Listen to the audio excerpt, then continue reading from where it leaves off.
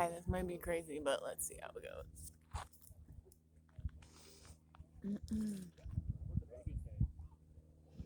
There was a sharp contrast between the faith system at school and the one at church. The mystery, the beauty, the history of the Catholic Church and its liturgy appealed to me. I liked the way the priests used real bread and wine instead of crackers and grape juice for communion. I liked the smell of incense and the intricacy of the nativity scene during Advent and the stations of the cross during Lent. Although I joined the Baptist church and was baptized into it at 12 years old, I rebelled in my heart until my junior year of college. When I encountered God while sitting alone in a small dark chapel at the Pope John the 13th, I think, Pope John the 13th Catholic Student Center on the campus of the University of Tennessee in Knoxville. The private conversation I had with God that day remains a turning point, one in which I found my salvation as well as my sense of purpose in the world.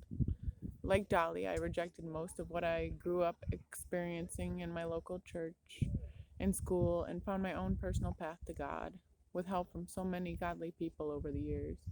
I take to heart Paul's words to believers in the church at Philippi to work out your own salvation with fear and trembling. I suspect Dolly would too. We all have various events, experiences, and individuals that have shaped what we believe about God.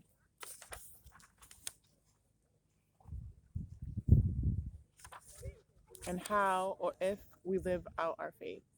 Whatever your faith background, regardless of the positive and negative associations you may have with the organized religion or institutions of faith, Dolly's story reminds us to embrace the unique relationship each of us is called to have with God, to approach Him not as a bully or curmudgeonly tyrant, but as a loving, generous, compassionate Heavenly Father, to seek Him in the quiet, still places of our life.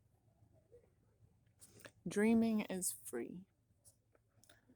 Discovering her own unique relationship with God wasn't the only way Dolly overcame the expectations and limitations in which she was born. The poverty she experienced seems only to have made her more determined to succeed. Being poor wasn't a barrier any more than being female, young, or blonde. They simply were part of the world as she knew it, the same world that inspired her to chase butterflies, hum little tunes, and make up words to them.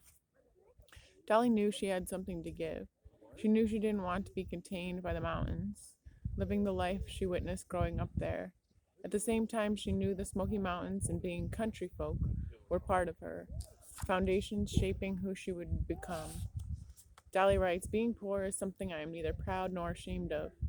I have found that poverty is something you don't really realize while you're in it. At least not if you're a kid and with a head full of dreams and a house full of loving family." For me, and I suspect many of her fans, part of the magic of Dolly's story is that she grew up about as poor as one can be. She's never tried to sugarcoat it, and while she often jokes about it, she also tries to avoid romanticizing it. She shares stories of how, during particularly lean times, her mama would send the kids out to look for stones to make stone soup, so caught up in the fairy tale of finding the perfect magic stone to season their supper. Dolly and her siblings shifted focus from their empty bellies to the thin soup made with little more than potatoes and onions. She has plenty of other stories, and they have become an integral part of her iconic status. Well, I was fortunate to grow up in a lower middle class family. I know my father grew up in similar conditions as those Dolly experienced. My dad was one of five and grew up in a small farmhouse in rural Bedford County, Tennessee. He grew up with no electricity or indoor plumbing. His father was a carpenter by trade and did odd jobs when he was sober enough to hold a hammer without his hand shaking.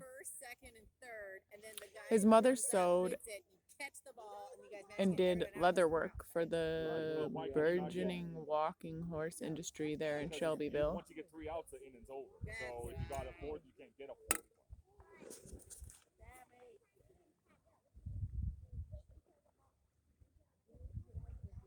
Like J.D. Vance describes in his recent best-selling memoir, Hillbilly Elegy,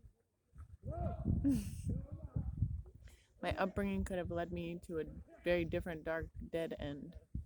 While my childhood wasn't nearly as chaotic and traumatic as the one he describes, I endured the abridged version, never sure what I'd find when I came home from school or what my father's mood and sobriety level would be.